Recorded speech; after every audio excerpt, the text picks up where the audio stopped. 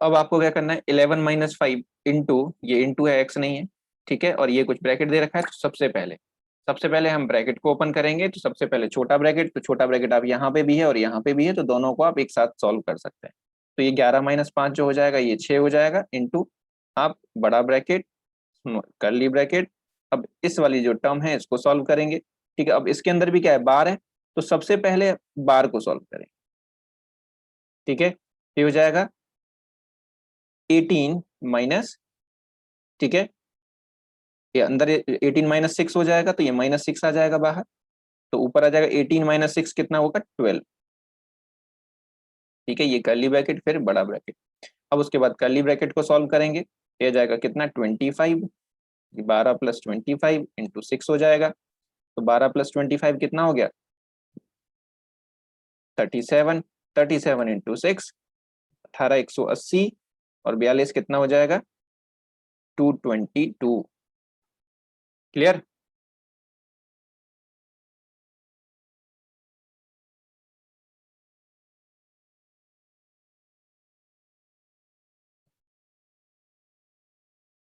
समझ आया सबको।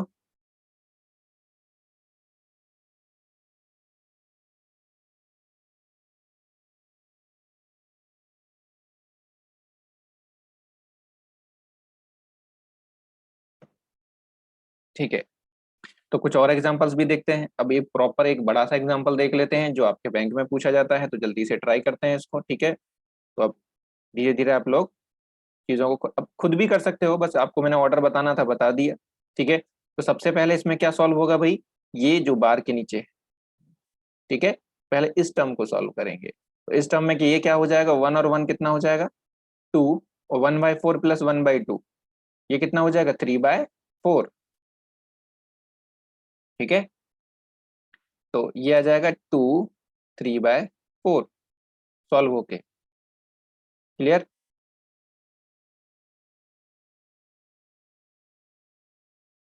ठीक है।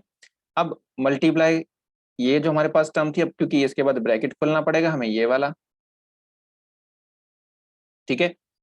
अब इनके मल्टीप्लिकेशन में आपको क्या करना पड़ेगा, ये मल्टीप्लिकेशन डिवीजन कभी भी आपका बिना इसको नॉर्मल फ्रैक्शन बनाए नहीं होगा, तो इसको पहले नॉर्मल फ्रैक्शन बनाना पड़ेगा, ठीक है। तो 11 बन जाए 11 और 5 कितना हो गया, 16/11, ठीक है।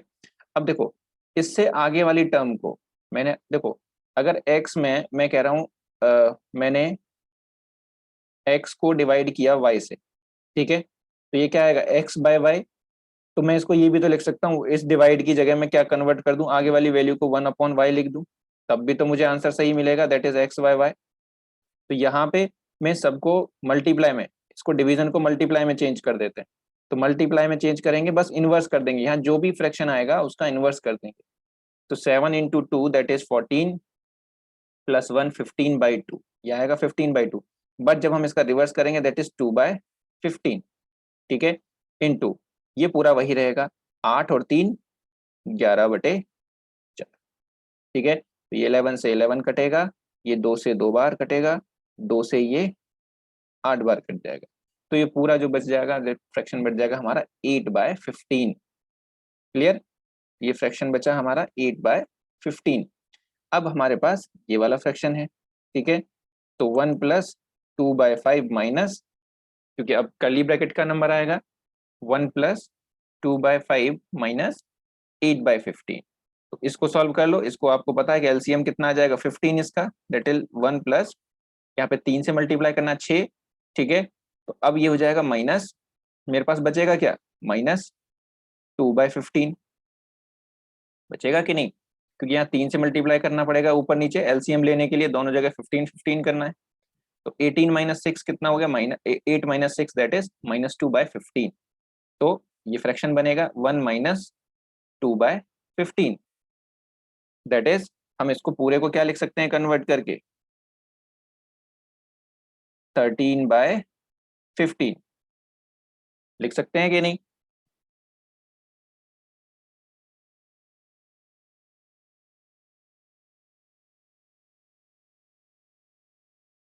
ठीक है, या फिर अभी इसको हम ऐसे ही रहने देते हैं 13/15 को, बस यहाँ पे हम क्या कर लेते हैं, -2/15 लिख लेते हैं।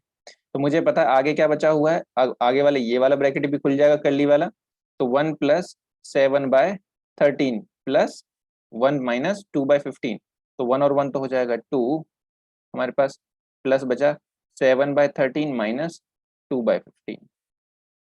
ठीक है, बस इसको आप और सॉल्व करेंगे। यहाँ के बाद हम आंसर कर सकते हैं देख के देखने के बाद कि मेरा जो एलसीएम आ रहा है वो क्या आ रहा है। ठीक है, तो जल्दी से इसे सॉल्व करके बताओ, 7/13 - 2/15 क्या आएगा। तो इसका एलसीएम तो भाई यही आएगा, 13 × 15। ठीक है, क्योंकि दोनों के दोनों, इसमें से एक क्या 13 क्या है, प्राइम नंबर है, तो एलसीएम वही आ जाता है, मल्टीप्लाई कर दो प्राइम नंबर में। तो इसमें 15 से मल्टीप्लाई किया 7 में, ये 105 हो जाएगा, -26। तो जो आपका सॉल्यूशन बनेगा दैट इज 2, नीचे आ जाएगा 15 × 13,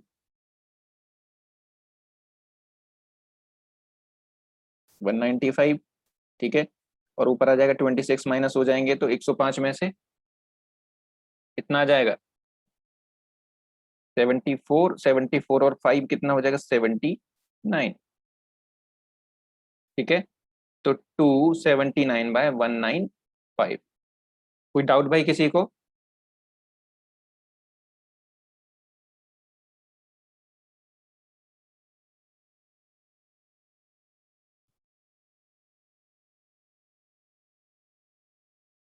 बाकी के लोग जितने भी ऑनलाइन बैठे हैं भाई।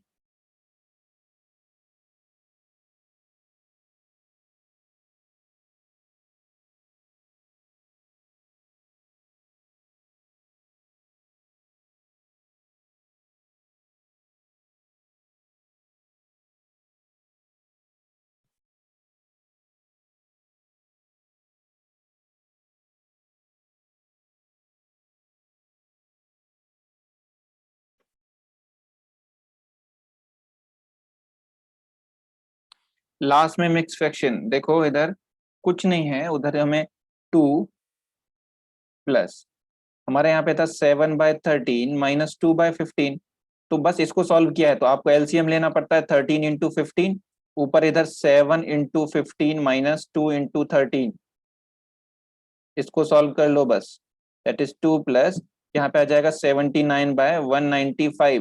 तो इस प्लस को मैं इग्नोर करके सीधा लिख सकता हूँ 279/195, क्योंकि मिक्स फ्रैक्शन में ऐसे ही लिखा होता है। क्लियर।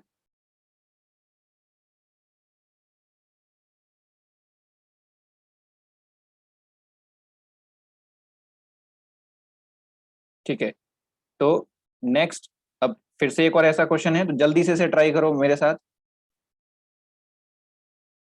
8 वाला, क्या 8 वाला,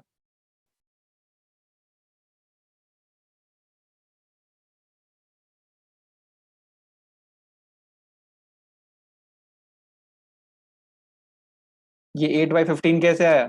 अरे ब्रैकेट ओपन करना है भाई, मल्टीप्लाई कर दिया हमने। ठीक है, बात की तो ये डिवीजन हो गया सारा का, 11 से 11 कट आउट हो जाएगा, 2 से 4 ये 2 टाइम्स कटेगा, 2 से 16 8 टाइम्स कटेगा, बचेगा ऊपर बचा 8, नीचे बचेगा 15, तो 8/15 बचेगा, बस इस पूरे को सॉल्व होके बचा क्या, 8/15। ठीक है, और ये जो डिवीजन था मैंने इसको मल्टीप्लाई में चेंज कर दिया, बस डिवीजन को मल्टीप्लाई में चेंज कर सकते हैं, बस ये जो फ्रैक्शन है उसे रिवर्स मार दो। ठीक है, तो डिवीजन करने की जरूरत नहीं पड़ती है, ये मैंने आपको एक्स वाई वाला कंसेप्ट समझाया था। ठीक है, अब देखो इसको, करो इसको सॉल्व। तो सबसे पहले भाई, सबसे पहले एक नंबर पे हम करेंगे ब्रैकेट, कहीं भी बार दिख जाए, ठीक है, बार को वैसे भी पहले प्रेफरेंस देते हैं। ठीक है, बार बहुत अच्छी चीज होती है। ठीक है, तो दिख जाए इंसान सबसे पहले प्रेफरेंस उसी को देगा। ठीक है, तो पहले इसे सॉल्व करो, बाकी कुछ नहीं देखना है, तो इसे सॉल्व करेंगे।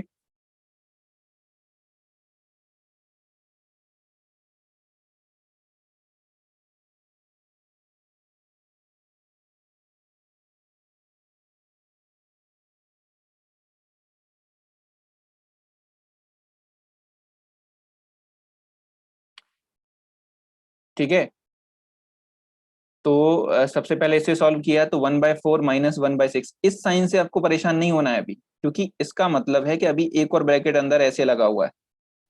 ठीक है, तो पहले अंदर वाली चीज को सॉल्व करो, इस बार का मतलब भी ब्रैकेट ही होता है। ठीक है, तो 1/4 माइनस 1/6, तो 6 इधर आ जाएगा, 4 इधर आ जाएगा, तो ये 24 हो जाएगा। या फिर दोनों का एलसीएम क्या आएगा, 12, दोनों का एलसीएम आएगा 12। तो 12 बनाने के लिए आपको पता है यहाँ पे मैं 3 से मल्टीप्लाई करूंगा, यहाँ 2 से, ठीक है, तो ये कितना हो जाएगा, 3 माइनस 2 दैट इज 1, नीचे आ जाएगा 12।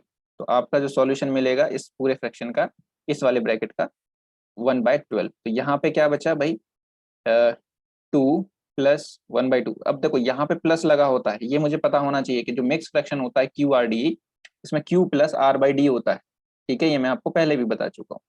यहाँ पे आ जाएगा माइनस, ठीक है, तो ये 2 तो ऐसे ही रह जाएगा, 1/2। अब इसको सॉल्व कर लो, ठीक है, तो इसको बनाना पड़ेगा एलसीएम, तो यहाँ पे आपको 6 से मल्टीप्लाई करना पड़ेगा ऊपर नीचे, तो ये हो जाएगा 2 प्लस 5/12 दैट इज 2 5/12, ठीक है।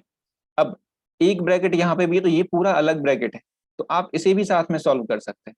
यहाँ पे क्या है भाई, ऑफ है, तो ये अंदर ही बात है, तो 1/2 ऑफ का मतलब होता है मल्टीप्लाई, इसका हमने अब मल्टीप्लाई का मतलब है, तो इसको क्यू आर डी को आपको नॉर्मल फ्रैक्शन बनाना पड़ेगा, तो 4 × 3 that is 12 plus 1 that is 13/3, ठीक है। तो ये टोटल जो फ्रैक्शन बनेगा, इसका जो आंसर आ जाएगा, ये आ जाएगा 13/6। अभी फिलहाल के लिए यहाँ पे भाई साइन आप ध्यान रखना कि क्या है। अब हम इसको सॉल्व करते हैं, तो अब मुझे ये वाले ब्रैकेट को खोलना है, ठीक है, तो ये जो वैल्यू है 2 प्लस 5/2, इसको खोल दिया, तो यहाँ पे 1/2, तो इस वाले में पूरे में मल्टीप्लाई हो जाएगा कितने से, 1/2 से, ठीक है, तो 1/2 से मल्टीप्लाई करेंगे तो इसमें भी 2 से होगा और इसमें भी 1/2 से मल्टीप्लाई होगा, तो ये तो हो जाएगा 1 प्लस ये हो जाएगा 5/24। ये बात सबको समझ में आई भाई, यहाँ से आगे की मुझे अभी अभी बताते रहो, ठीक है।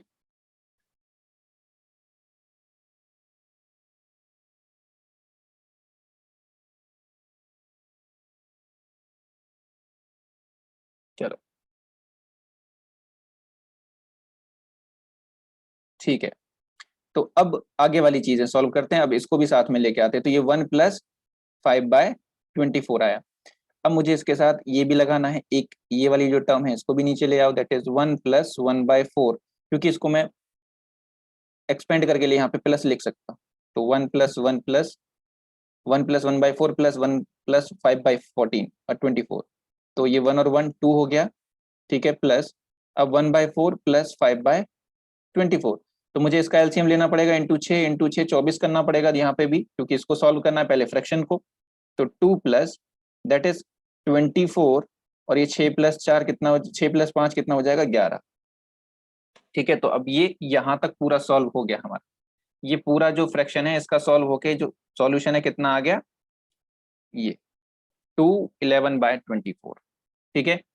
अब बस इसको, इस वाली टर्म को और इस वाली टर्म को, तीनों को एक साथ रखना, तो अब मल्टी इन दोनों के, इन तीनों के बीच में साइन किसका है, डिवीजन का, ठीक है, तो इन सबको रिवर्स करते चले जाओ, मतलब ये जो फ्रैक्शन बनेगा ये 12 और एक 13/4, ठीक है, तो 13/4 इंटू, यहाँ पे इस साइन की जगह इंटू करूंगा, तो ये वाली जो फ्रैक्शन है 24 इंटू 2 48 प्लस 11, 48 और 11 हो जाएगा कितना, 59/24, तो ये भी ये इन्वर्ट हो जाएगा, दैट इज 24/59, ठीक है,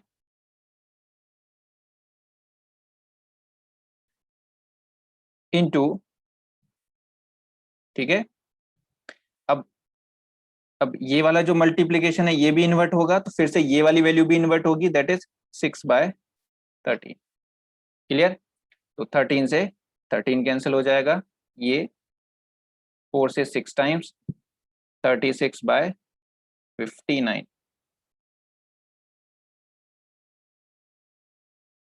माइनस का साइन कहाँ पे है, अच्छा सॉरी सॉरी, हमने उसको प्लस कर दिया है, ठीक है, इसको देखो, हमने इस वाले साइन को प्लस कर दिया है, ठीक है, तो ये प्लस नहीं है, दैट इज माइनस, तो माइनस है तो यहाँ से पूरा गेम ही चेंज हो जाएगा।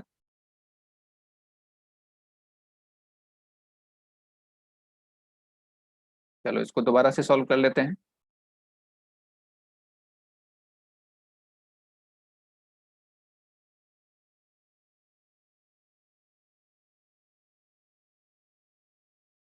ठीक है, यहाँ पे क्या है हमारे पास, -1/2 से मल्टीप्लाई, तो ये भी माइनस होगा और ये भी माइनस होगा। ठीक है, ये कुछ ऐसा फ्रैक्शन बनेगा, तो माइनस है तो ये 1 से 1 कट जाएगा यहाँ पे, बहुत सिंपल हो गया फिर तो। ठीक है,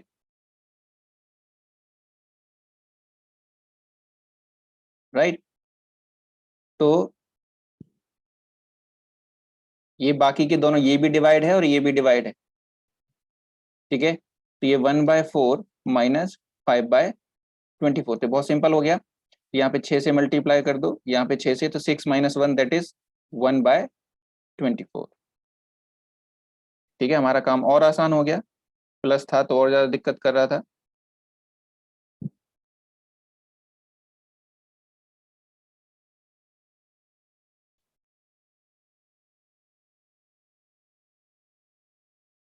ठीक है, अब हमारे पास एक ये फ्रैक्शन बचा, दैट इज 13/4। इस डिवीजन को हम चेंज कर देंगे मल्टीप्लाई में, तो ये जो है रिवर्स हो जाएगा, दैट इज 24/1 इंटू, अब ये वाला बचा तो इसको भी हम इनवर्स करेंगे, दैट इज 6/13। तो ये काम हमारा बहुत आसान हो गया, 6। आंसर आया हमारा सिर्फ 36। ठीक है, तो भाई ये प्लस माइनस की जो मिस्टेक्स हैं ये होती हैं, एग्जाम में भी होती हैं, तो आप थोड़ा सा ध्यान दें, क्योंकि काफी बड़ा सिंप्लीफिकेशन है और एग्जाम में से छोटी स्क्रीन होती है जितनी पे मैं काम कर रहा हूँ।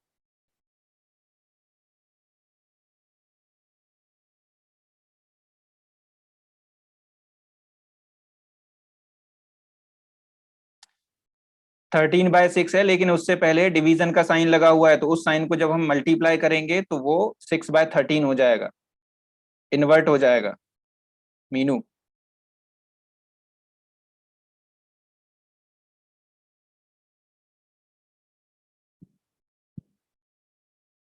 ठीक है, और किसी का कोई डाउट भाई?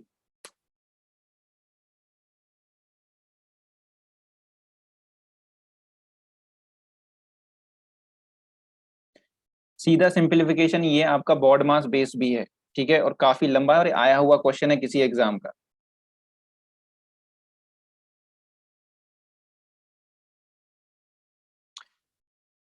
कर्ली ब्रैकेट को देखो, कल एक एक करके आप सॉल्व करते चले जाओ, आप एक एक करके सॉल्व करते चले जाओ। ये 5/24 कैसे आया?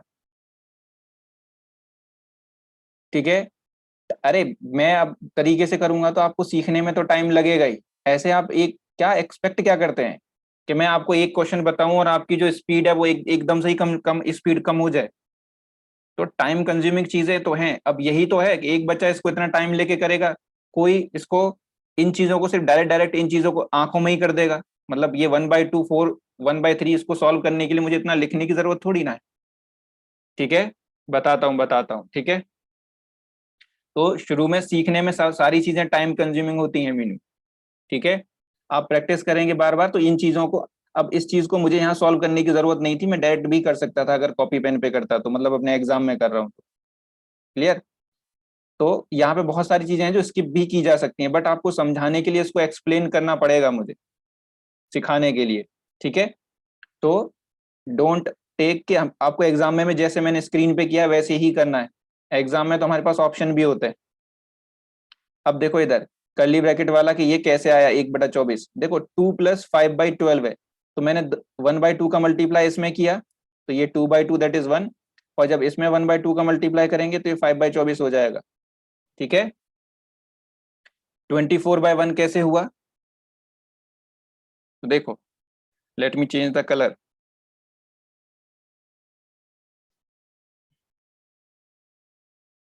ये पूरा जो टर्म था ब्रैकेट वाला, ये पूरा सॉल्व होके आपका आ गया 1/24। एक ये टर्म बचा, फिर डिवीजन का साइन बचा, फिर ये डिवीजन का साइन, और फिर ये टर्म जो है पूरा सॉल्व किया हो गया 13/6। तो अब मुझे इन तीनों टर्म्स को ही सॉल्व करना है, और इन तीनों के बीच में साइन है डिवीजन का। ठीक है, तो पहले मैंने लिखा टर्म ये वाला 13/4।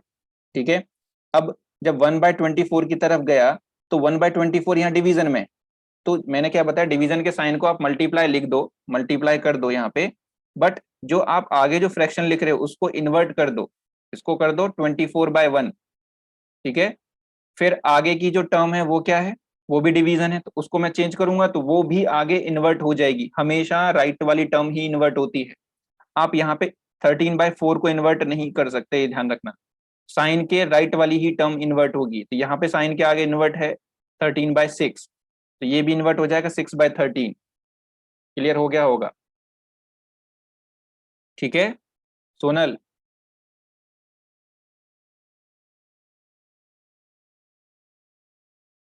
ओके गुरु, कर्ली वाला भी काम जो था आपका क्लियर हो गया होगा?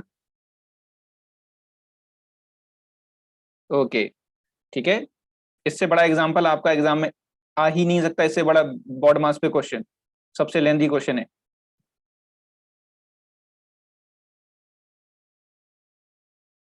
अब जो सिंप्लीफिकेशन आपका रहेगा वो एल्जेब्रिक आइडेंटिटी बेस भी कुछ चीजें पूछ लेते हैं।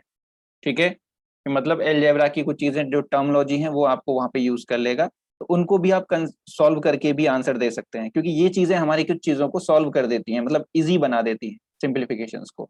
तो ये कुछ फॉर्मूले हैं, आप इनका स्क्रीनशॉट ले लो या फिर कॉपी पे नोट कर लो। ठीक है, इनको आपको याद रखना है। ठीक है, तो कब कहाँ काम आएंगे ये आपको क्वेश्चन में ही देखना पड़ेगा कि कहाँ पे कौन सा फॉर्मूला यूज करना है। तो A plus B, A minus B होता है A square minus B square, A plus B का whole square, A minus B का होल स्क्वायर, फिर A plus B plus C का होल स्क्वायर। तो ये सबसे सिंपल होता है, A square B square C square plus 2 लगा दो, फिर A B plus B C plus C A. ठीक है, याद करना भी आसान है। इंपॉर्टेंट थोड़े से ये है, एक ये सबसे ज्यादा यूज होता है, एक ये भी यूज होता है, और ये दोनों भी, ये तीनों मैंने फॉर्मूले वही यूज, एल्जेब्रा के तो और भी फॉर्मूले मैंने सिर्फ यहीं पे ये लिखे हुए हैं जो ज्यादा यूज होते हैं बैंकिंग एग्जाम। ठीक है, तो ये एसएससी में भी अगर आप किसी और एग्जाम में जाएंगे तो वहां पे भी यूज होते हैं, तो काफी इंपॉर्टेंट चीज है। फिर ए क्यूब प्लस बी क्यूब का फॉर्मूला, ये काफी इंपॉर्टेंट है, ये काफी बार पूछा जाता है। तो ये ए प्लस बी, जब प्लस वाला होगा तो यहाँ प्लस लगा देंगे, अंदर माइनस होता है, जब माइनस वाला होगा तो बाहर माइनस होगा, यहाँ पे प्लस होता है। क्लियर? तो दोनों में आपको डिफरेंस याद रखना है, A square minus A B plus B square, और ए माइनस बी अगर माइनस बाहर आ गया तो अंदर सारी चीजें जो टर्म होंगी वो पॉजिटिव होंगी। ठीक है, तो ये नोट डाउन हो गया। अब इसके कुछ बेस्ड क्वेश्चंस देख लेते हैं अभी, जो फॉर एन एग्जांपल आपको समझ में आ जाए कि ऐसे कुछ एग्जांपल्स आपसे पूछे जाएंगे, तो अगर आप इन्हें मल्टीप्लाई करके करेंगे, ठीक है, तो शायद आप इन्हें ना कर पाए। ठीक है, या फिर टाइम ले जाए, बट आप थोड़ा सा अगर यहाँ पे चीजों को देख लो एलजेब्रा के अकॉर्डिंग, तो हो सकता है आपका काम जल्दी हो जाए। तो आप देख रहे हैं यहाँ पे 112 इंटू 112 माइनस 88 इंटू 88, तो आप देख रहे हैं ये a इंटू ए है, ये b इंटू बी है, तो ये हो गया ए स्क्वायर माइनस बी स्क्वायर। ठीक है, तो a माइनस बी स्क्वायर का फॉर्मूला क्या होता है भाई, एक बार उसे जोड़ दो इंटू एक बार उसे घटा दो, माइनस एक बार एडिशन और एक बार सब्ट्रैक्शन। ठीक है, तो यहाँ पे एडिशन क्या हो जाएगा, 112 प्लस 88 इंटू 112 माइनस 88। ठीक है, इसको अब सॉल्व करना बहुत आसान है, ये हो जाएगा हमारा कितना है, पूरा 200 इंटू 112 माइनस 88, तो 12 इधर से बचा, 12 उधर से, ये पूरा बचेगा 24, तो ये जाएगा 4800। बात समझ में आई सबको?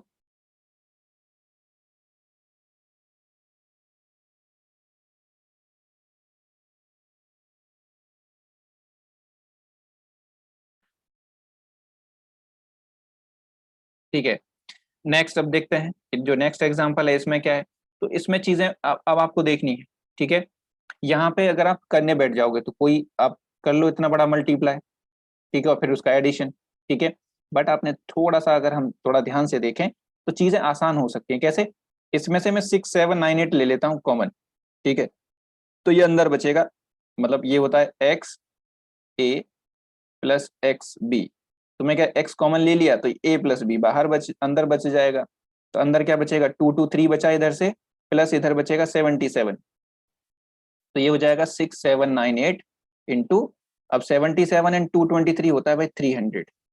ठीक है, तो अब इसका आपको मल्टीप्लाई करना है, तो आप सिर्फ 2 जीरोस पहले लगा लो, 3 का मल्टीप्लाई कर दो इसमें। ठीक है, अब 3 का मल्टीप्लाई करना है, कैसे भी कर सकते हैं, तो मैंने आपको सिंगल डिजिट का मल्टीप्लाई बिना किसी पेन पेपर के लगाया बताया था। ठीक है, क्योंकि अब आपको ऑप्शंस भी होंगे आपके पास, तो सबसे पहले आप 6 में मल्टीप्लाई कर दो। ठीक है, तो ये 6000 है, तो 6000 में मल्टीप्लाई किया 3 का, तो ये हो गया 18000। ठीक है, तो आप ऑप्शन में ये देख लो कि मेरे कितने ऑप्शंस 18,000 से नीचे हैं, क्योंकि 18,000 से नीचे आंसर नहीं होगा, क्योंकि अभी 7 से भी मल्टीप्लाई करना है। तो 18,000 से ऊपर ही कोई आंसर हो सकता है। 18,000 से नीचे जितने भी ऑप्शन है उनको फेंक देंगे निकाल के। ठीक है, मान लो 2 ऑप्शन बच गए आपके, तो फिर आप 6,000 के बाद आप करेंगे 700, ये 6,000 में मल्टीप्लाई किया 3 का, फिर करेंगे 700, 700 में 3 से मल्टीप्लाई किया तो 2100 आ जाएगा, मतलब 2100। ठीक है, तो अब जब 18,000 में आप 2100 करोगे तो ये हो जाएगा कितना, 20,000 और 100, मतलब 20,000, 100 रुपीज। अब फिर से ऑप्शन चेक करो, देखो कितने ऑप्शन जो बचे हुए हैं उनमें से 20,000 से ऊपर है, क्योंकि 20,000 से नीचे उसका आंसर नहीं होगा। तो 20,000 100 से ऊपर जितने भी ऑप्शन होंगे आप उनमें एलिमिनेट कर दोगे। ठीक है, यहाँ तक आते आते आपका आंसर हो जाता है। ठीक है, बट अगर फिर पूरा करना पड़ रहा है तो 98 में आप और 3 से फिर 90 में कर देंगे, तो 90 में किया 270 और हो जाएगा, तो 20,370। 8 में किया 24, 70 और 24 कितना हो जाएगा, 70 एंड 24, 94। ठीक है, डेट इज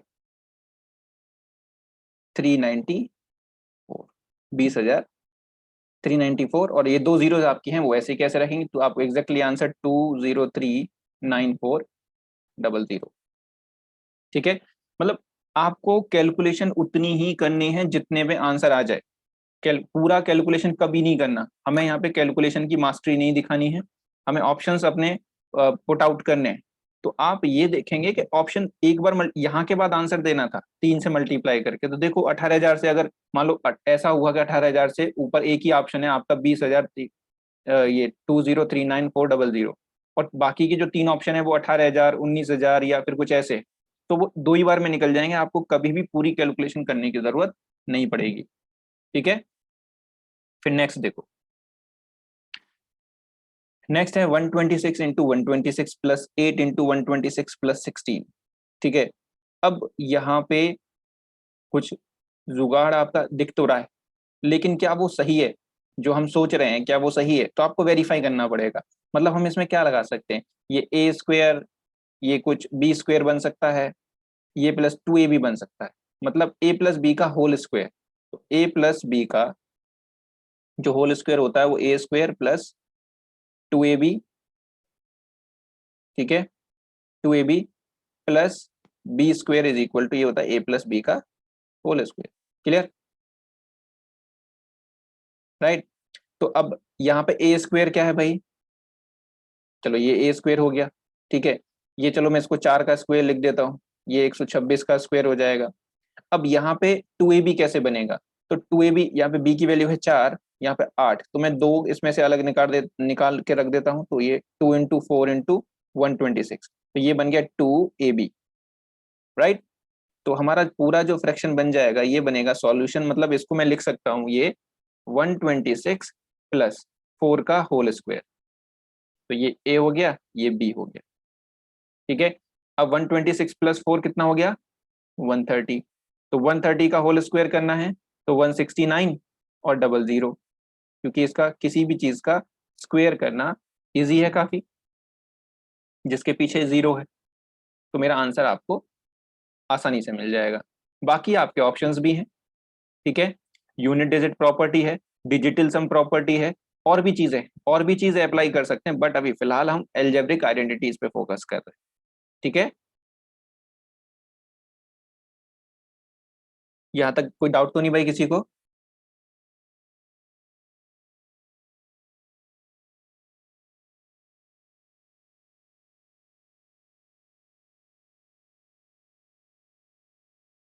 ठीक है, देखो कैलकुलेशन आपके बैंकिंग एग्जाम में एक इंपॉर्टेंट रोल प्ले करती है। फॉर्मूला बना, फॉर्मूला कुछ नहीं, पहले फॉर्मूला याद रखना पड़ेगा तब फॉर्मूला बनेगा। ए आपको देखना पड़ेगा कि यहाँ पे भाई ए प्लस बी का होल स्क्वायर बन सकता है, यहाँ पे आपको ए स्क्वायर मिला, अब आपको क्या चाहिए बी स्क्वायर, तो बी स्क्वायर आपने देखा ये 16 है, तो 16 को मैं लिख सकता हूँ 4 का स्क्वायर, ये हो गया बी स्क्वायर। अब 8 का मल्टीप्लाई 26 में हो रहा है, तो 26 में ए तो मिल गया, मुझे बी चाहिए 4, तो बी मैंने यहाँ पे 8 में से 2 बाहर निकाल दिया और 4 को अपना बी लेट कर लिया। ठीक है, ये बन गया 2ab। क्लियर हुआ?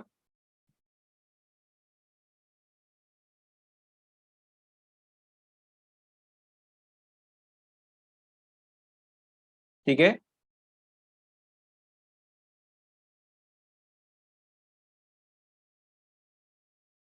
आपको कुछ नहीं करना, a प्लस बी का होल स्क्वायर बनाना है। इसमें समझने के लिए कुछ है ही नहीं, आपको मैंने फॉर्मूला पीछे लिखवाया। फॉर्मूला क्या होता है? a प्लस बी का होल स्क्वायर।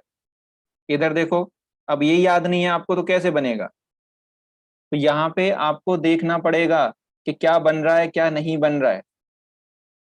ये आप दूसरे तरीके से भी कर सकते हैं। दूसरा तरीका क्या है इसको करने का, कि आप यहाँ पे 126 का स्क्वायर निकाल दो, प्लस 8 का मल्टीप्लाई इसमें कर दो, 16 का स्क्वायर 16 इसमें ऐड कर दो। इन सबको ऐड करके नॉर्मल सॉल्यूशन करोगे तब भी आपको 16900 ही मिलेगा। बट अगर मुझे फॉर्मूला मेरा एल्जेब्रिक आइडेंटिटी बन जाती है तो मुझे ज्यादा कुछ करने की जरूरत नहीं है। सीधा कैलकुलेशन, बड़ी कैलकुलेशन क्यों करनी मुझे, सिर्फ एडिशन करो और उसका स्क्वायर कर दो। ये सिंप्लीफिकेशन नॉर्मल भी हो सकता है प्रिया।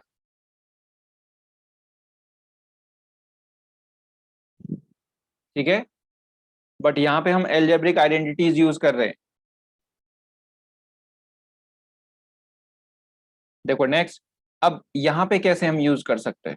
ठीक है, नॉर्मल मैंने मल्टीप्लाई तो आपको बताया था 22 × 28 प्लस 38 × 42। तो मैंने आपको नॉर्मल चीजें तो बता दी थी कि मल्टीप्लाई करो 2 डिजिट का और ऐड कर दो, बट यहाँ पे इन चीजों को हम चेंज करके लिख सकते हैं। चेंज करके कैसे? अब चाहो, देखो ये आपके दिमाग के ऊपर बात है कि आपको इसको एलजेब्रा में बना के सॉल्व करना है या बिना एलजेब्रा के सॉल्व करना है।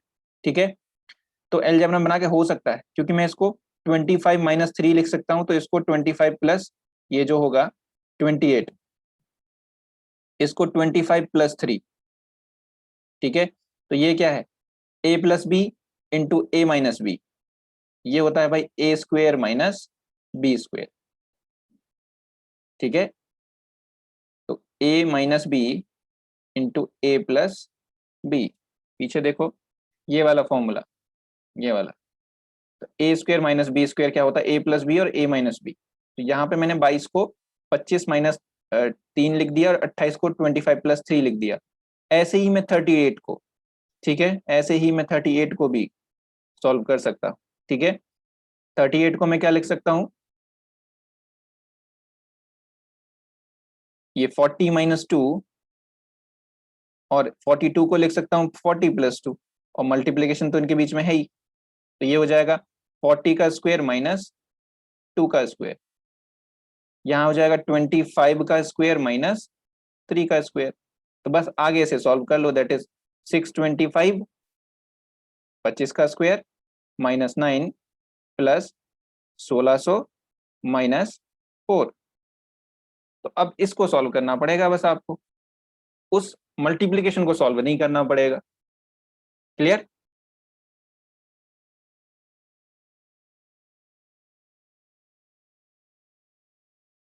तो इसका आंसर कितना आएगा जल्दी से बताओ? 9 और 4 13 हो जाएगा, ये 1600 और 600 कितना हो जाएगा? 2400। ठीक है, उसमें से आप माइनस कर देंगे तो 2200, तो 2223 हो जाएगा। 13 माइनस करना है तो 12 हो जाएगा, दैट इज 2212, क्योंकि 25 में से 13 माइनस भी करना है। ठीक है, तो अब ये सारे आइडियाज आपको दिमाग में रखने हैं कि ऐसा हो भी सकता है। और आप देखो, अब इसमें क्या कर रहा होगा, एक बच्चा मल्टीप्लाई करके सॉल्व कर रहा होगा और दूसरा बच्चा कुछ ऐसे सॉल्व कर रहा होगा। तो यहाँ पे डिफरेंस कुछ नहीं आएगा, आंसर दोनों का सेम आएगा, बस डिफरेंस आएगा तो टाइम का, एक का ज्यादा टाइम लगेगा और एक का कम टाइम लगेगा। ठीक है, तो जब तक कोई तीसरे क्वेश्चन पे होगा आप तब तक दूसरे क्वेश्चन पे रुके रहेंगे। ठीक है, सिंप्लीफिकेशन हर बच्चा हर स्टूडेंट कर सकता है, बस आगे पीछे रहते हैं आप टाइमिंग की वजह से। ठीक है, तो ये एल्जेब्रिक वाली चीजें समझ में आई आपको कि इनको क्वेश्चंस में, अब आप जब घर पे प्रैक्टिस करेंगे, आप एक बार क्वेश्चन को सॉल्व करेंगे, आपने मान लो बेसिक एडिशन ये किया होता, मल्टीप्लिकेशन किया होता और आप ऑप्शन लगा देते, बट उसके बाद आप फिर से दोबारा से रिसर्च करो उस पे, क्वेश्चन को एक बार जरूर देखो, क्या इस क्वेश्चन को किसी और तरीके से भी सॉल्व किया जा सकता है। मैथ आपको ऐसे करना है, कि एक क्वेश्चन को करने के बाद उस पर 2 मिनट आपको रिसर्च के देने पड़ेंगे कि क्या कोई और तरीका है इसका, कोई और जो मैंने तरीका किया क्या उससे और भी कोई शॉर्ट मेथड या फिर कोई ऐसी चीज है जिससे कि मेरा आंसर हो जाए जो जिससे मैंने किया उस टाइम से पहले।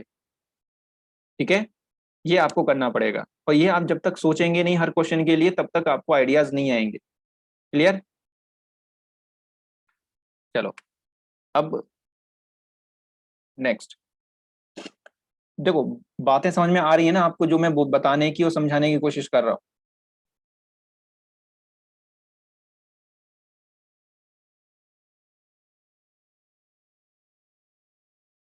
ठीक है, ओके। तो बात पढ़ाने की या फिर करने सॉल्यूशन करने की नहीं है, सॉल्यूशन तो आप कैलकुलेटर में डालो अभी वैल्यूज आ जाएंगी सारी, बट ये है कि तरीका एग्जाम में कैसे होना है। ठीक है, अब एक चीज और मैं आपको बताऊंगा, बहुत छोटी सी चीज है, ठीक है, और बतानी जरूरी है। ठीक है, डिजिटल सम प्रॉपर्टी, ये डिजिटल सम प्रॉपर्टी क्या है? ठीक है, एक चाइनीज टेक्निक है ये। ठीक है, अब चाइनीज है तो चाइना का माल आप जानते ही। ठीक है, चल जाए तो जिंदगी भर चल जाए, ना चले तो 2 दिन ना चले। ठीक है, अब क्योंकि इसका ओरिजिन चाइना है। ठीक है, अब ये काम तो करता है बट ये हर जगह काम नहीं करता है। हो सकता है एक बड़ी से बड़ी कैलकुलेशन के आपको सॉल्व कर दे चुटकियों में, और हो सकता है कि इससे आंसर आपको ना मिले। अब इसको यूज कैसे करते हैं? डिजिटल सम प्रॉपर्टी होती है कि हमें इसमें का डिजिट्स का, डिजिटल मतलब वो डिजिटल वाला नहीं है, डिजिटल मतलब डिजिट का सम होता है इसमें। सारे जो ऑपरेशंस होंगे वो डिजिट्स सम करने के बाद होंगे। तो आप क्या करेंगे, यहाँ पे जितने भी नंबर्स हैं हमारे पास इनकी डिजिट्स करेंगे सम। ठीक है, यहाँ पे रूल ये होता है कि हमारा सम 1 से 9 तक ही आ सकता है। ठीक है, अगर कहीं पे 9 आ गया तो 9 की जगह हमें 0 रखना पड़ेगा। ठीक है, 9 नहीं होगा तो हम उतना यूज करेंगे। ठीक है, तो अब मैं इनको ऐड, अब 9 यहाँ पे है तो मैं 9 की जगह 0 लिख सकता हूँ। ठीक है, तो ये 7 और 2 ये दोनों 9 बन गए तो इनको भी हम 0 कंसीडर करेंगे। अब बचा ये 6, तो मतलब यहाँ पे इस पूरे 7 2 6 9 का जो डिजिटल सम है दैट इज 6। ठीक है, तो ये आ गया 6। अब माइनस साइन है तो माइनस साइन कर दें, फिर इन डिजिट्स का भी सम करो, तो 3 और 2 5। ठीक है, या फिर देखो ये 5 और 4 मिलके 9 हो रहा है, तो पहले आप इसे 0 कर दें, फिर 2 बच के, अब ये 5 बचा तो इस पूरे डिजिट्स का सम कितना आएगा इस नंबर का? 5। तो 6 - 5। अब हमारे पास लास्ट डिजिट क्या बची? ये नंबर, तो इसमें 9 को हमने 0 कर दिया, 8 और 4 12, तो 12। ठीक है, 12 और 7 कितना हो गया? 19। अब 19 में भी आप 1 + 9 करेंगे। ठीक है, दैट इज 10, और 10 पे भी 1 + 0 दैट इज 1, या फिर आप यहाँ पे 9 को ही 0 कर देते तो बन जाता 1।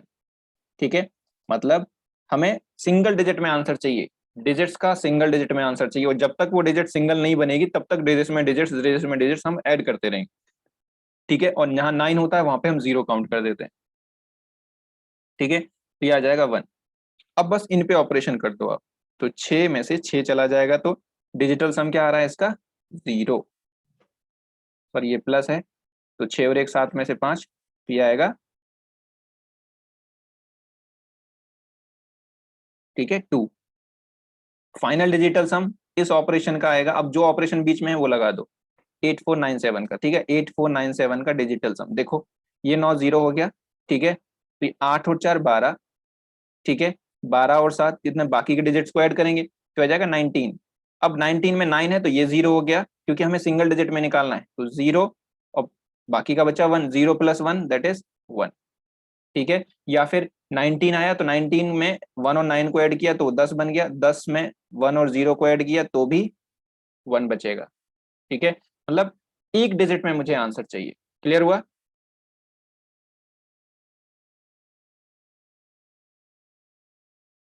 क्लियर? ठीक है, अब मेरे पास इस पूरे सिंप्लीफिकेशन का भाई डिजिटल सम आया 2।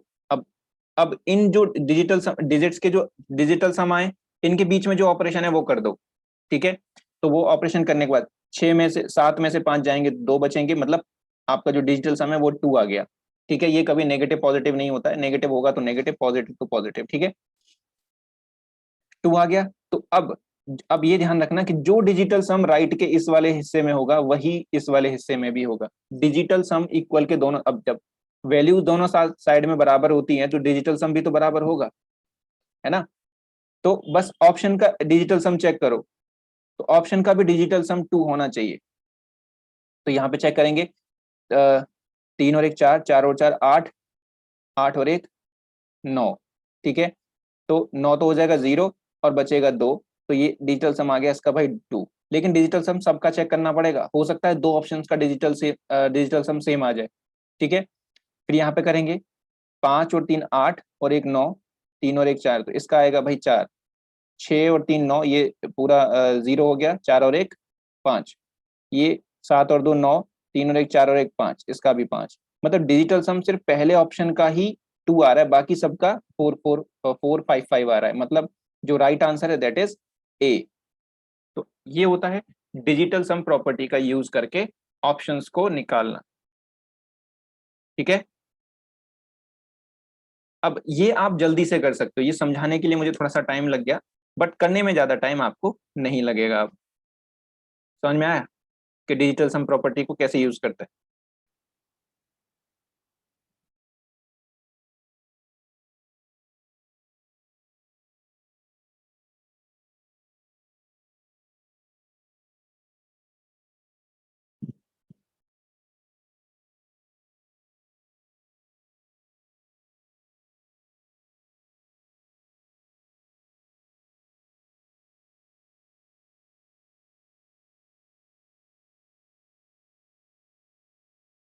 हाँ विकास, क्या कहना चाह रहे हो? 6 - 5 + 1 = 2, तो 2 ही होता है।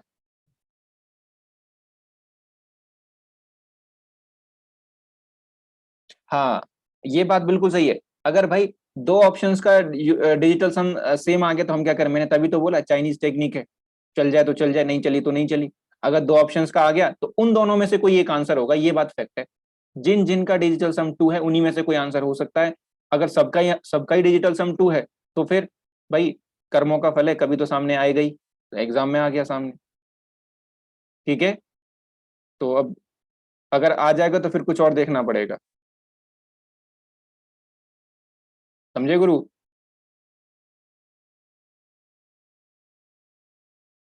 ये तो एक मैंने सब्सिडरी बता दिया आपको कि सबसे पहले अगर डिजिटल सम चेक कर लो, क्योंकि उसको चेक करने में ज्यादा टाइम नहीं लगता है। अगर मान लो हो गया तो हो गया, नहीं तो भाई सब बस ये कि तीर है, चल गया तो चल गया, लगा निशाने पे तो ठीक, नहीं तो हमारे पास और बहुत तरीके हैं। मैंने आपको बहुत तरीके बताए हैं। फिर उसके बाद आप यूनिट डिजिट, टेंस डिजिट, ठीक है। बट ध्यान रखना कि ये जो डिजिटल सम है ना, ये एडिशन, सब्ट्रैक्शन, मल्टीप्लीकेशन, जहां पे ये आपको एरर वहीं देगा जहां डिवीजन आ जाएगा, ठीक है। क्योंकि डिजिट, अब डिवीजन में थोड़ा सा डिजिटल सम निकालना मुश्किल होता है, ठीक है।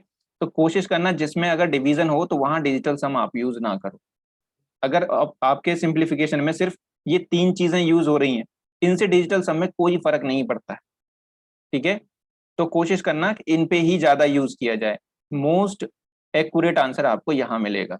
ये थोड़ी सी गड़बड़ जो करती है चाइनीज टेक्निक, ये डिवीजन वाले पे आके कर जाती है, ठीक है। तो डिवीजन पे आप ये यूज ना करें, ठीक है। जनहित में जारी, वार्निंग, ठीक है। डिवीजन में आप लगाना ही मत, जब भी कभी डिवीजन हो आप ये कुछ और ही यूज करना है, इसको यूज नहीं करना है। क्लियर?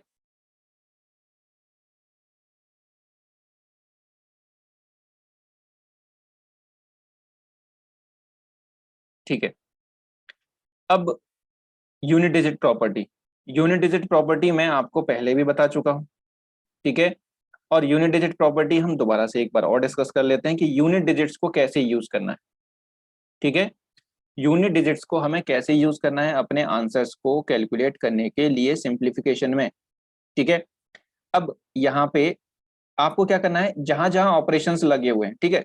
अब यूनिट डिजिट में भी आप ध्यान रखना कि डिवीजन को खत्म ही कर दिया जाए। अब देखो, जैसे कि ये डिजिटल सम था ना, कहीं अगर डिवीजन आ जाए तो उस डिवीजन को आप एलिमिनेट कर दें, या तो उसको मल्टीप्लाई कर दें, मल्टीप्लाई में कर दें ताकि वो चेंज हो जाए, या फिर क्वेश्चन को थोड़ा सा सॉल्व कर लें डिवीजन करके, ठीक है। तो वहां से डिवीजन को गायब कर दो बस, फिर सही हो जाएगा सब।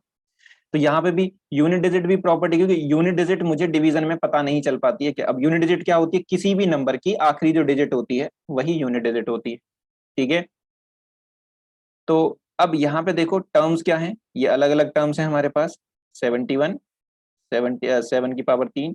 यहाँ पे ये थोड़ा सा मल्टीप्लीकेशन डिवीजन थोड़ा सा लंबा टर्म है और इसमें डिवीजन आ रहा है, तो मैं इस वाले टर्म को थोड़ा सा अलग से सॉल्व कर लेता हूँ, क्योंकि बाकी तो प्लस माइनस में तो यूनिट डिजिट निकल जाएगी, मल्टीप्लीकेशन में भी निकल जाती है, डिवीजन में प्रॉब्लम करती है, तो डिवीजन को मैं खत्म कर दूंगा कैसे। देखो 27 ये होता है 3 की पावर 3, 27। ठीक है, 3 का क्यूब होता है, इसकी पावर 2 × 6 / 9। मैं सिर्फ इस टर्म को सॉल्व कर रहा हूँ, तो ये 3 की पावर 3 और ये होता है 3 की पावर 2 जो 9 होगा, या फिर इसको 3 से ब्रेक आउट कर लो। ठीक है, अब 3 की पावर 3 हो गया, तो 3 की पावर टोटल कितनी हो जाएगी,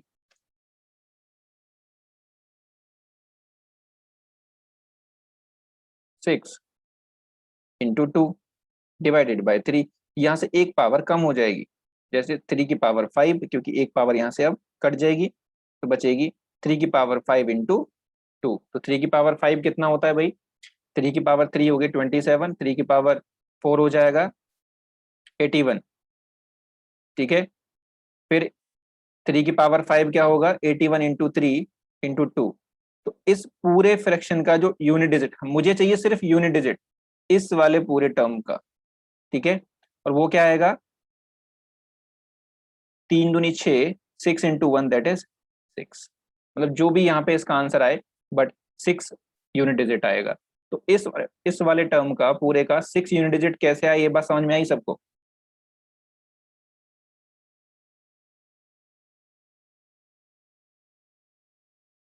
बताओ भाई।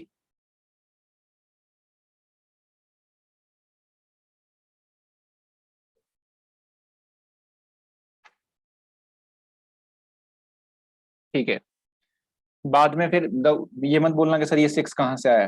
ठीक है, 5 कहाँ पे, अरे वो 3 की पावर, सॉरी, हाँ 3 की पावर 6 था ना, तो नीचे एक 3 की पावर 1 था कि नहीं, तो ये 3 की पावर 1 से एक कट गया। ठीक है, चलो इसको रिमूव करते हैं पूरे को, एक बार मैं फिर से बताता हूँ।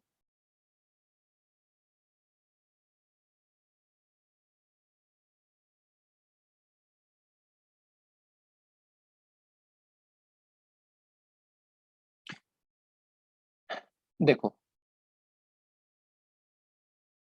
यहाँ पे क्या है, मुझे इस डिवीजन के पार्ट को गायब करना है, तो 27 × 27 × 6 / 9 आप ऐसे कर लो। ठीक है, आप ऐसे करो, तो मैं इसको सीधा ऐसे कर दूं, तो 27 × 3 × 6 पावर्स में जाते ही नहीं। ठीक है, जो चीज हमें परेशान कर रही है नहीं जाते उधर। अब मुझे इसका यूनिट डिजिट निकालना है, तो यूनिट डिजिट कभी भी निकालना हो तो जो ऑपरेशन बीच में है उसकी यूनिट डिजिट में ऑपरेशन कर दो। तो यहाँ पे 7 × 3 किया तो यह आ जाएगा 21, इंटू करेंगे 6, तो इस, अब 21 की यूनिट डिजिट है 1, तो 1 का मल्टीप्लाई करेंगे 6 के साथ, दैट इज 6। मतलब इस वाले टर्म की जो यूनिट डिजिट आएगी वो 6 आएगी। क्लियर, अब समझ में आया सोनाक्षी।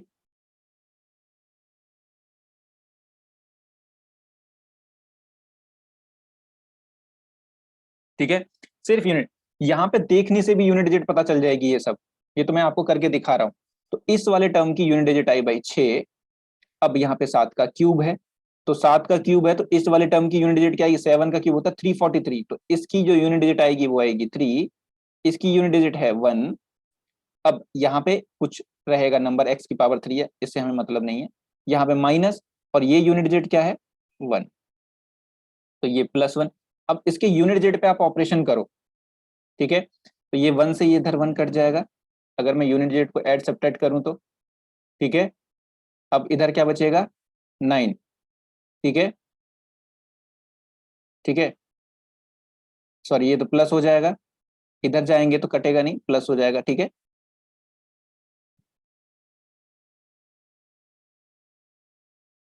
ये 1 हुआ, ये -1, मतलब यहाँ से यूनिट डिजिट है 6 + 3 + 1 = x की पावर 3 माइन, अब इसकी यूनिट डिजिट मुझे नहीं पता है अभी, -1, तो -1 को इधर ले आए तो ये आ जाएगा कुछ x की पावर 3 इज इक्वल टू 6 और 3 9 और 1 10 और 1 इधर से आया तो ये 11, मतलब जो x की इसका जो यूनिट डिजिट इधर आएगा, फाइनल यूनिट डिजिट हमारे पास ऑपरेशन करने के बाद क्या बनेगा 1। ठीक है, अब मुझे यहाँ पे कोई ऐसा नंबर आना चाहिए, x की पावर 3 ऐसी कुछ आनी चाहिए कि आपको यहाँ पे क्या मिले, यूनिट डिजिट 1 मिलना चाहिए। ठीक है,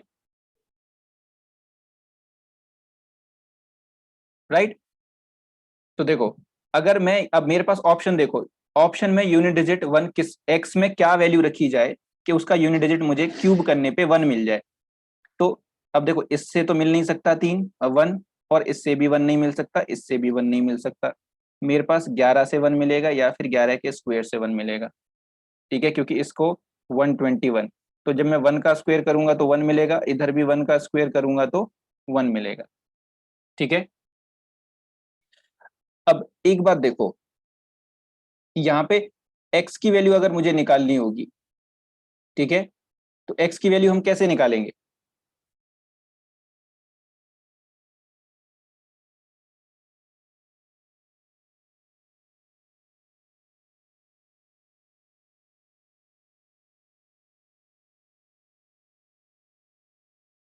क्योंकि देखो, अगर मैंने यहाँ पे x की वैल्यू 121 रख दी, समझे, तो 121 का क्यूब बहुत बड़ा, एक बहुत बड़ी वैल्यू बन जाएगा, है ना।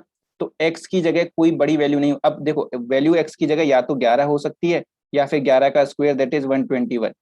तो अगर 121 हुआ, अब 11 का ही अगर मैं क्यूब करता हूँ तो 1331 होता है। सोचो 121 का क्यूब करूंगा तो ये तो लाखों में बात पहुंच जाएगी, तो ये तो पॉसिबल ही नहीं है, तो बहुत बड़ा नंबर है, सी पॉसिबल नहीं है। तो हमारे पास x की जो वैल्यू होगी वो सिर्फ 11 ही होगी। ठीक है, तो बाकी के दो जो बचे थे ऑप्शन उनमें से एलिमिनेट करना आ गया।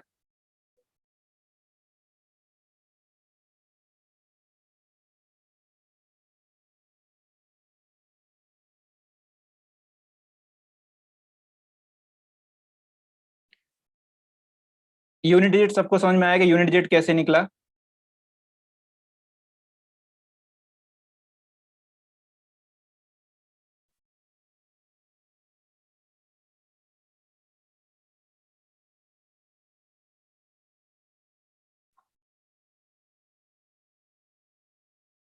ठीक है, एक बार ऑप्शन का एलिमिनेशन देख, मैं इसको यहाँ से मिटा रहा हूँ क्योंकि अब इसकी जरूरत नहीं है। ठीक है, एक्चुअल में देखो एग्जाम में सिर्फ इतना करना है जितना मैंने अभी बताया, वो तो मैंने सिर्फ आपको 6 यूनिट डिजिट कैसे आया बस आपको ये बताना था।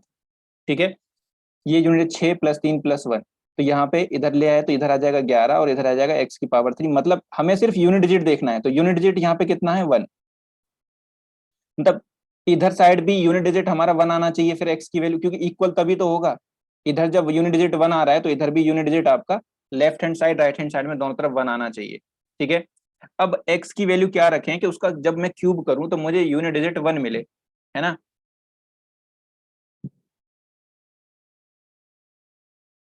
अरे 7 का क्यूब कितना होता है 343, तो इसका यूनिट डिजिट कितना हो गया 3, और 71 की यूनिट डिजिट ऑलरेडी 1 है, तो 3 और 1 कितना हो गया 4, 4 और 6 हो गया 10, 10 और 1 हो गया 11। सिर्फ यूनिट डिजिट को ऐड करना है, और जो रिजल्ट मिले उसकी भी यूनिट डिजिट देखनी है, और कोई डिजिट पे ध्यान ही नहीं देना। ठीक है, अब यहाँ पे देखो दोनों तरफ ऑप्शन 1 1 होना चाहिए, तो अब मुझे यूनिट डिजिट को एलिमिनेट, अपने ऑप्शंस को एलिमिनेट करना है। तो देखो, जो 13 का क्यूब है, अगर इसकी 3 का मैं कितनी बार भी क्यूब करूं तो 1 नहीं आएगा, मतलब 3 3 3 9 3 27, तो इसका तो 7 आएगा यूनिट डिजिट, तो ये मेरा आंसर नहीं होगा। ये मेरा आंसर हो सकता है, ये मेरा पॉसिबल आंसर हो सकता है, क्योंकि 1 का स्क्वायर क्यूब कुछ भी करो 1 ही होगा। 13 तो इसका ये आंसर नहीं हो सकता, 14 तो ये मेरा आंसर नहीं हो सकता। बचे दो ऑप्शन, 11 और 11 का स्क्वायर। तो अगर मैं यहाँ पे 11 रखता हूँ तो मेरा आंसर आएगा 1331। ठीक है, चलो ठीक है, बट अगर मैंने यहाँ रख दिया आंसर 11 का स्क्वायर, 11 का स्क्वायर होता है 121, तो 121 का जरा एक बार क्यूब निकाल के देखो भाई। ठीक है, तो अगर मैं 100 का भी क्यूब कर दूं तो ये कुछ इतनी बड़ी वैल्यू आ रही है। अब ऑप्शन में ही देख लो, अब अपना जरा सिंप्लीफिकेशन की औकात देख लो, क्या इसकी औकात इतनी है कि भाई 1 लाख 1.5 लाख कहीं से आ जाए? तो ये तो हम दूर से देख के बता सकते हैं कि 121 तो हो ही नहीं सकता। आंसर क्या होगा? 11। अब आप इसे चाहे कैलकुलेटर से सॉल्व कर लो, आपका आंसर x की जगह जो आंसर होगा आपका 11 ही होगा, क्योंकि 11 का जो क्यूब है वो 1331 है। ठीक है, तो उतना हो सकता है, उतना पॉसिबल है बहुत आराम से। ठीक है, क्योंकि थाउजेंड्स में तो चली रही है बात। क्लियर हो गया सबको? जल्दी से बताओ यूनिट डिजिट को कैसे यूज करना है। बस ये, इसको यूज करने में ज्यादा टाइम नहीं लगता, समझने में लग सकता है। क्लियर? ठीक है, अब इसको देख लो जरा, अब आपको समझ में आ जाना चाहिए इसको आंसर कैसे करेंगे। अब इतना बड़ा कैलकुलेशन आप कैसे करोगे? डिवीजन डिवीजन करते रहोगे, पागल हो जाओगे करते करते। ठीक है, नन ऑफ दीज ऑप्शन में है, बट मैंने बताया था नन ऑफ दीज पे आपको रिस्क लेना पड़ेगा एग्जाम में। ठीक है, और ये सिर्फ 99% क्वेश्चन में नन ऑफ दीज आंसर नहीं होता है मैथ में। 1% क्वेश्चन ऐसे हैं जिसमें सिर्फ आपका नन ऑफ दीज आंसर मिलेगा, ये गारंटी के साथ मैं कहता हूं। ठीक है, एग्जाम में, मॉक टेस्ट में तो कितना भी दे दो नन ऑफ दीज, वो लोग करते ही ऐसे, कुछ नहीं मिलता, नन ऑफ दीज लिख दिया। अब यहाँ पे देखो, मुझे ए में कोई नंबर आएगा, ए में इनमें से कोई नंबर आएगा। ठीक है, तो आप चाहो तो डिजिटल सम लगा लेना। ठीक है, आप चाहो तो यहाँ पे एक बार डिजिटल सम लगा के देखते हैं। तो 9 हो गया 0। ठीक है, 8 और 1 9, ये दोनों 0 हो गए। ठीक है, अब बचा 6 + 6 12 और 6 18, तो 18 भी 1 + 8 होके 0 हो गया। तो मतलब इस पूरे का टर्म का जो यूनिट आपका डिजिटल सम आ रहा है वो आ रहा है 0। अब यहाँ पे 7 और 4 कितना हो गया? 11 और 8 19। ठीक है, 7 और 4 11 और 8 19। 1 और 9 10, तो मतलब ये हो गया 1। 9 का 9, तो मतलब ये 0 हो गया। अब देखो, यहाँ पे जब 0 से किसी को मल्टीप्लाई करोगे तो आपको 0 ही मिलेगा, है ना, दोनों तरफ 0 है। अब यहाँ पे आप कुछ नहीं पता कर सकते कि डिजिटल सम यहाँ पे ए का कुछ भी हो सकता है, क्योंकि ए में आप कुछ भी, कोई भी डिजिटल सम आ जाए, यहाँ पे 4 आए 5 आए, 0 से मल्टीप्लाई किया तो 0 ही, तो मतलब यहाँ पे डिजिटल सम आपका फेल हो जाएगा। ठीक है, तो यहाँ पे डिजिटल सम वाली काम चीजें तो काम नहीं करेगी। अब हम अपने यूनिट डिजिट पे काम आएंगे, अब यूज करेंगे यूनिट डिजिट्स को। तो यूनिट डिजिट कैसे यूज करनी है, मैंने डिजिटल सम जानबूझ के लगा के दिखाया है कब फेल कब होता है। ठीक है, अब देखो, यहाँ पे इसकी यूनिट डिजिट है 6, राइट। अब मुझे 8 और 9 को मल्टीप्लाई किया तो 72 मिला, मतलब 2 तो मिल गई। अब यहाँ पे इसकी भी कोई यूनिट डिजिट आएगी, तो 2 में किससे मल्टीप्लाई किया जाए कि वो आपको 6 मिल दे। अब यहाँ से देखो ऑप्शंस में कौन सा ऑप्शन आपको 6 यूनिट डिजिट मल्टीप्लाई 2 के साथ करने के बाद दे सकता है। तो जब मैं इसके यूनिट डिजिट से मल्टीप्लाई करूंगा, मान लो x की जगह 122 है, तो यहाँ पे 2 का मल्टीप्लाई 2 के साथ तो 4 मिलेगा, तो यहाँ पे ये इक्वल नहीं होगी बात, तो ये ऑप्शन नहीं होगा। ये भी 2 है तो ये भी नहीं हो सकता। 4 का 2 के साथ किया तो 8 मिलेगा, 8 का मल्टीप्लाई अगर मैं 2 के साथ करता हूं तो 16, 6, मतलब यही ऑप्शन ऐसा है जो दोनों तरफ यूनिट डिजिट मेरी 6 करता है। तो आंसर शुड बी 128। ठीक है, नन ऑफ दीज का जो रिस्क है आप ले लेना एग्जाम में, ये मेरी गारंटी है।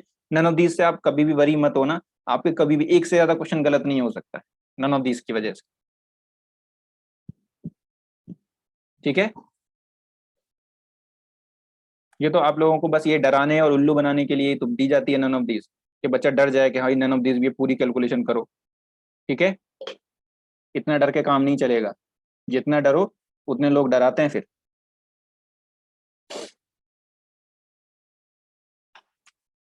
अब इसको देख लो। ठीक है, इसके तो मैंने बहुत सारे तरीके आपको बताए करने के। ठीक है, तो पहले आप यहाँ पे नॉर्मल नंबर्स को देख लो कितना आ रहा है। ठीक है, फिर उसके बाद आप देख लो यूनिट डिजिट। तो यूनिट डिजिट आप चेक करोगे तो 7, जो पॉजिटिव वाली है उसकी देख लो, 7 और 3 कितना हो गया? 10। ठीक है, मतलब 0। अब जो माइनस वाली है उसकी, तो ये 4 है। ठीक है, और ये कितना है? 1, 4 और 1 5। 0 में से गया तो एंड में 5 आना चाहिए, तो भाई देखो ये 9 वाला आंसर नहीं हो सकता, ये 4 वाला आंसर नहीं हो सकता। अब 16 और 18 में से आपको आंसर चूज करना है, तो अब ये 28। ठीक है, और 6 कितना हो गया? ठीक है, 28 और 6 कितना हो गया? 34। उसमें से आप 16 माइनस करो, तो जब आप 16 माइनस करोगे तो आंसर कितना आ जाएगा? 18, है ना। तो मतलब ये 16 वाला भी आंसर नहीं हो सकता 5 में से। आंसर क्या होगा? तो 18.415। हाँ सब्ट्रैक्ट ही है, ठीक है। यहाँ पे सब्ट्रैक्ट नहीं है, 6 तो ऐड होगा ना, तो 28 में 6 ऐड हुआ 34, 14, 2 -14 एंड -2 -16, तो 34 में से 16 चला गया तो ये 18, मतलब जो कंप्लीट नंबर है वो 18 आएगा। 18 के आसपास किया तो ज्यादा हो सकती है कम हो सकती है वैल्यू, बट मैंने बता 1-2 से ज्यादा कम नहीं हो सकती, ठीक है। तो आंसर विल बी 18.415। सबको समझ में आया? हाँ, यूनिट डिजिट हमेशा रिलायबल है, ये कभी भी, बस ये मैंने बताया ना, डिवीजन नहीं होना चाहिए। It is 100%। ये यूनिट डिजिट तो इंडियन टेक्निक है, इंडियंस आर रिलायबल, ठीक है।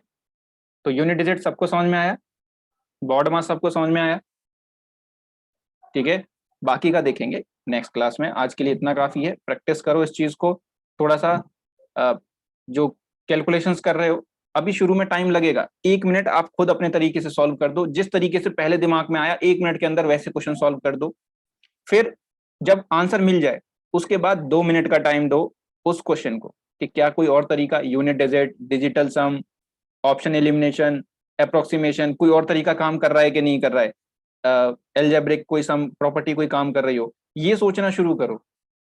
तब आपको चीजें अच्छे से समझ में आएंगी। फिर जैसे जैसे आप करते जाओगे फिर हो सकता है आगे आने वाले क्वेश्चंस पे आप सीधा उसी अप्रोच पे काम करो जिससे उसका सबसे इजीली आंसर मिले, ठीक है।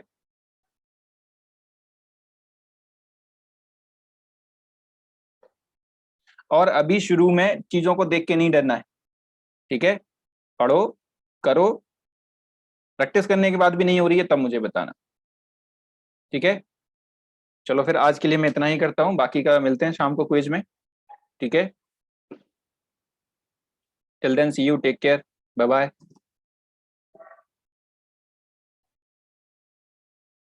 Be safe.